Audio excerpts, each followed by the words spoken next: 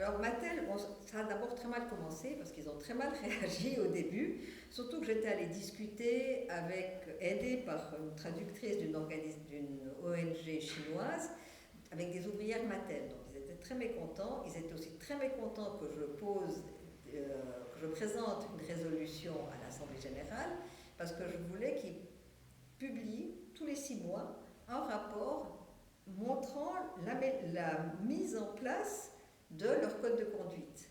Alors ils ont essayé, ils m'ont téléphoné, ils ont vraiment insisté pour que je retire ma résolution, ce que je n'ai pas fait. Et effectivement, j'ai eu des rapports pendant plusieurs années qui étaient extrêmement intéressants parce que c'était un comité d'audit plus ou moins indépendant, payé par Mattel quand même, mais qui avait le droit de dire ce qu'il voulait, et qui, tous les 2, 3 ans, retournait dans les mêmes usines et pouvait voir s'il y avait ou non des améliorations dans les conditions de travail. Ces auditeurs sont devenus de plus en plus critiques parce qu'ils se sont rendus compte qu'il n'y avait pas d'amélioration. Au point qu'à un moment donné, ils ont dit on ne sait pas si Mattel ne veut pas ou ne peut pas, mais ça ne bouge pas.